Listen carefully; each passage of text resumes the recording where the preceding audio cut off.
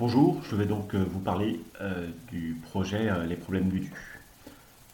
Ce projet part d'un point central au niveau de notre réflexion à comment redonner du concret, de l'intérêt et du plaisir dans les mathématiques au collège. Cette réflexion part d'un constat simple. On a un groupe d'élèves hétérogènes, pour Julien à Pornic et pour moi à Loué. Et donc pour nous, la problématique, c'est de savoir donner à manger, entre guillemets, aux élèves forts, pouvoir les faire progresser et tout en aidant les plus faibles. Pouvoir justement faire ce grand écart entre ces deux types d'élèves. Et puis on a aussi un constat par rapport aux exercices. On a souvent des informations qui viennent trop tôt. Je m'explique.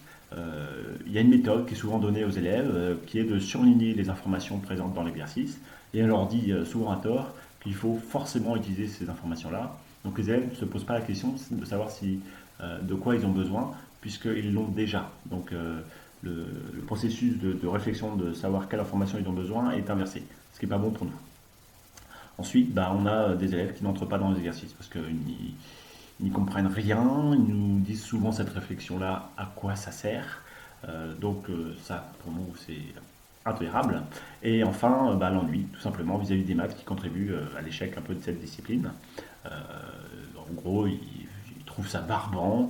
L'image des maths, c'est un peu l'image froide, un peu insipide, abstraite. Voilà, donc nous, on a envie de redonner un petit peu de couleur à tout ça. Voilà, notre projet, on va d'abord se présenter. Julien Durand est enseignant à Pornic et moi-même, Arnaud Durand, je suis enseignant à Loué de mathématiques.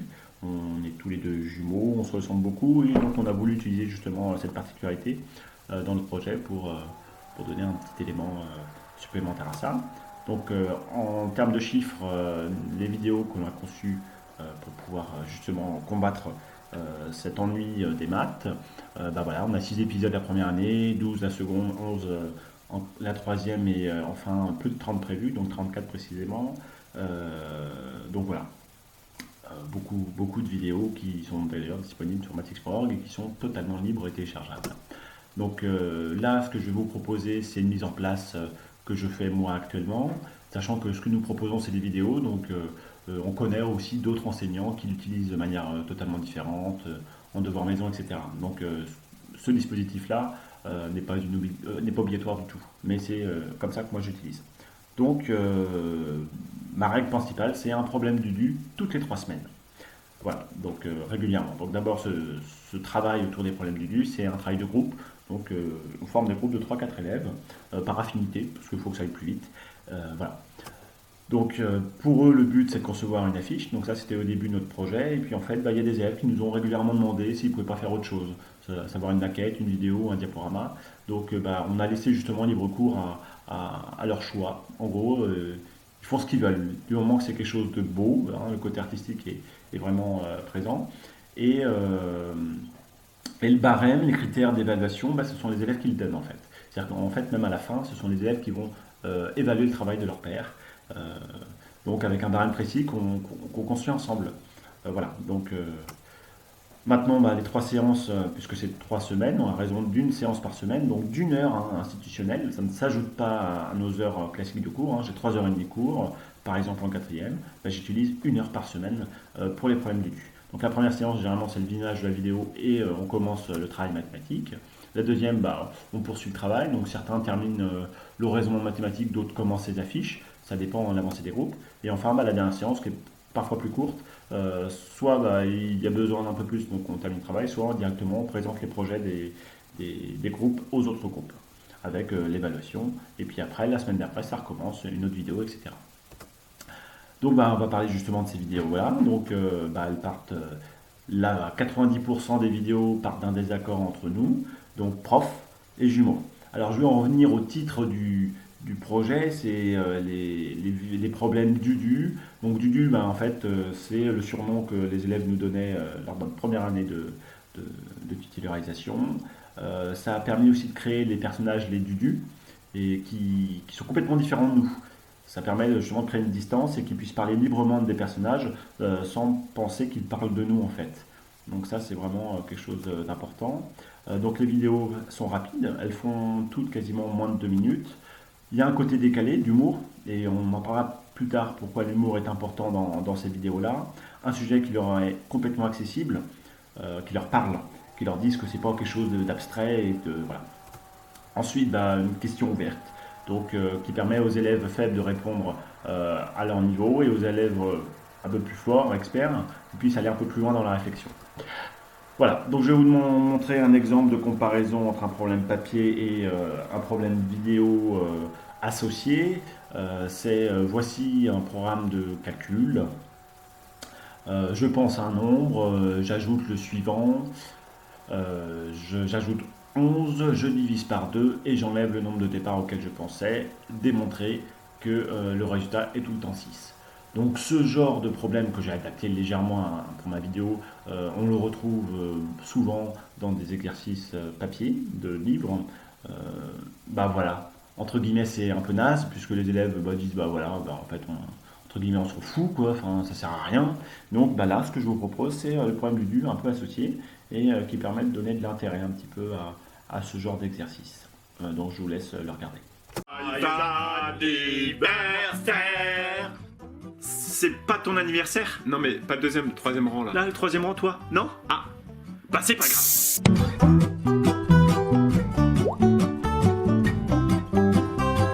On a quand même quelque chose pour toi. c'est un tour de magie.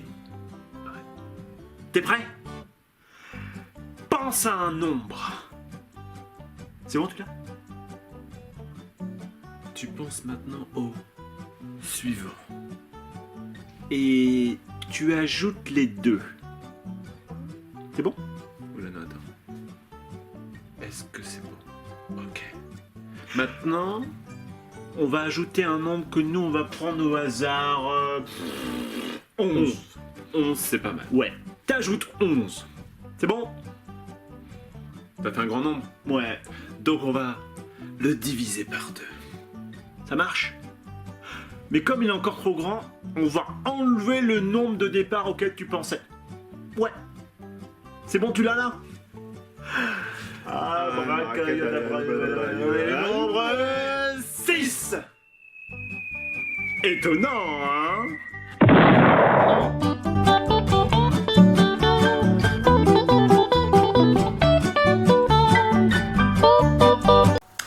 Donc voilà, on voit bien aussi la question ouverte et vous en pensez quoi? Donc d'abord j'espère que ce problème vous a plu et donc je vais vous parler maintenant des apports de dispositifs que nous on a pu identifier. Donc sur l'apprentissage tout simplement, soit les vidéos sont faites a posteriori d'un chapitre qui traite de cette notion-là, donc ça permet de remobiliser les connaissances, ou tout simplement de découvrir de nouvelles notions. Je pense souvent à des vidéos par exemple qui traitent de la vitesse, où le point d'accès c'est la proportionnalité et on en vient à essayer de trouver après une formule pour être un peu plus rapide pour la résolution de ce problème. Ensuite, c'est surtout sur l'esprit critique et le droit à l'erreur. Donc l'esprit critique, il est souvent mis à l'épreuve par rapport au travail de groupe, où les élèves doivent d'abord se convaincre les uns les autres s'ils ont des raisonnements différents. Ils doivent aussi réfléchir par rapport aux vidéos, sur le traitement de l'information, est-ce que c'est juste, de quoi j'ai besoin, est-ce que j'ai besoin de vraiment ce qu'il me dit. Des fois nous on donne trop d'informations ou pas assez, donc il y a des choses à chercher.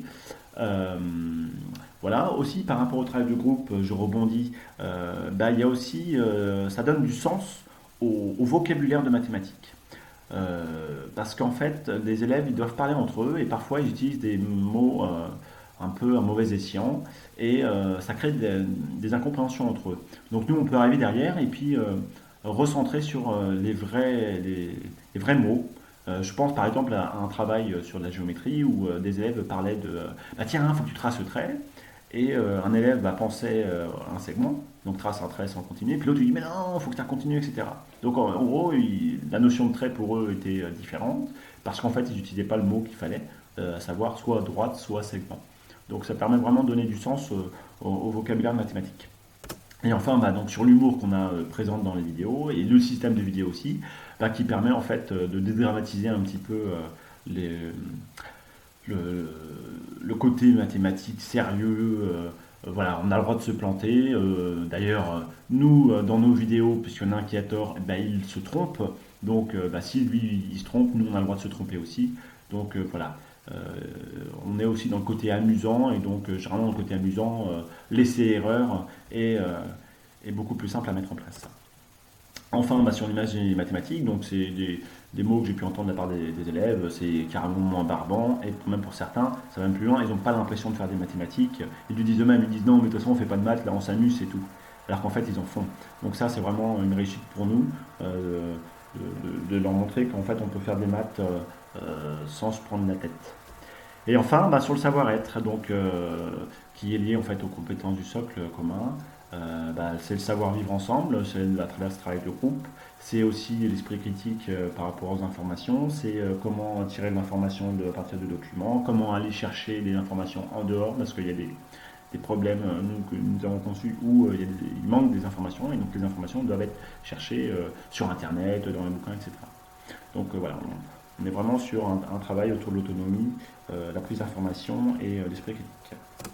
Enfin, les apports du dispositif, pour nous primordial, c'est qu'on a certains exercices qui sont inaccessibles en format papier, qui sont même impossibles à faire. Donc là, je vais vous présenter un autre problème où vous allez voir que la prise d'information en format papier n'aurait pas pu être possible. Donc je vous laisse le regarder. Oh, voiture. Bon, c'est un problème de compteur, tu me disais? Ouais.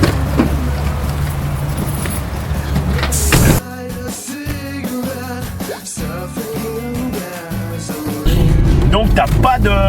Non, j'ai pas de... T'as pas de compteur? Non, j'ai pas de compteur, mais je vais voir le garage demain, là. D'accord, ouais. Tu fais comment, là, je le fais au bruit, tu vois. Oui. Ouais, tu vois, là, regarde, on arrive à une portion à 110. Ouais.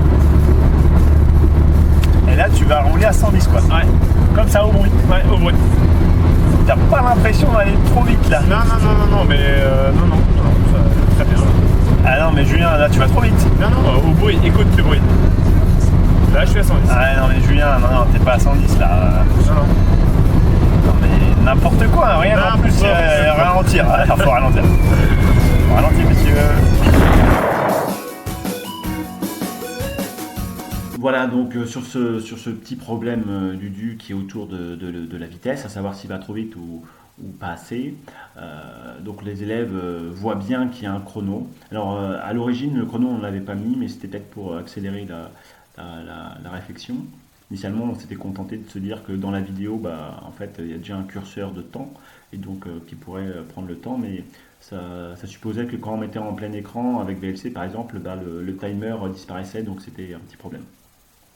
Même si, à la rigueur, c'est vrai que ça donne une information. Mais il manque une autre information, et cette autre information, généralement, ils y réfléchissent, et après, ils disent « Ah, mais en fait, on a besoin d'une distance. » Voilà. Et à partir du moment où ils se posent la question « On a besoin d'une distance », ils vont la chercher, cette distance. Et en fait, cette distance, on la trouve tout simplement grâce aux bandes blanches de la route, qui ont un écart réglementaire. Donc après, à eux d'aller chercher sur Internet cet écart-là. Alors généralement, ils vont trouver même deux types d'écarts, parce que la bande blanche est soit 6,50 m, soit 13 mètres. Et en gros, généralement, la plupart des groupes avaient fait le calcul pour les deux. Ils avaient trouvé pour l'un, c'était 49 km/h, et puis pour l'autre, c'était 108. Et donc, généralement, ils se disaient, tiens, c'est forcément à 108 km/h qui roule, puisque rouler sur une portion à 110 à 49 km/h en dépassant les voitures, c'est pas possible. Donc, on a aussi un esprit critique là-dessus. Donc voilà, et ça en format papier c'est impossible, on est obligé de donner ces informations-là, et donc là on parasite tout simplement la réflexion des élèves. Donc nous ce qu'on a constaté c'est un très grand investissement des élèves depuis 4 ans, tant les élèves faibles que forts, c'est-à-dire que vraiment, alors on ne va pas se cacher, peut-être que parfois le premier problème, certains élèves ne prennent pas ça au sérieux, mais après ils voient les productions des autres élèves et ils disent on y va à fond. Et donc il y a vraiment un grand intérêt à vouloir réussir et à vouloir répondre aux vidéos. Et vraiment, voilà, nous, on est plutôt très contents de ça. Et voilà, donc la nouveauté cette année, comme on a pu le voir au début, c'est qu'il y a énormément de vidéos qui ont été créées pour cette année, qui sont prévues, donc elles sont toutes tournées, mais toutes ne sont pas montées, parce que ça prend un peu plus de temps. Et donc, en gros, toutes les connaissances du siècle 4 seront balayées par les problèmes du. Alors, je parle bien du cycle 4 de la réforme. Voilà, donc on va donc de la 5e à la 3e, toutes les notions, tous les chapitres sont faits, et on a 4 vidéos supplémentaires pour les élèves de 6e, voilà, qui ont été faites. Alors on a aussi, et ça je vais vous parler d'une expérimentation avec le téléphone portable. Le seul problème qu'on avait justement sur sur ce travail vidéo, c'est que en vidéo projetait la vidéo, elle tournait en boucle. Et il y avait certains groupes qui avaient fini avant les autres, et c'était un peu compliqué de jongler après, de leur dire on va essayer de travailler sur le problème suivant. Mais si on commençait à lancer le problème suivant, ceux qui étaient sur le premier problème voulaient faire aussi le suivant alors qu'ils n'avaient pas terminé.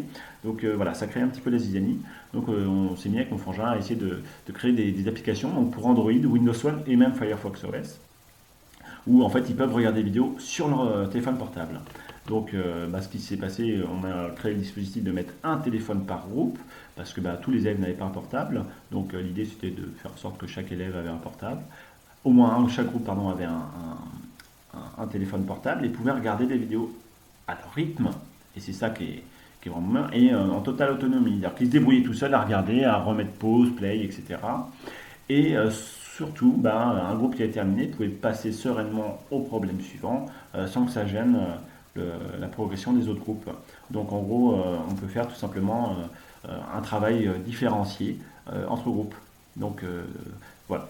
Mais voilà, en aparté, il peut y avoir des soucis d'administration concernant le règlement intérieur du collège qui interdit le portable. Donc moi, mon expérimentation a tourné court à cause de ça.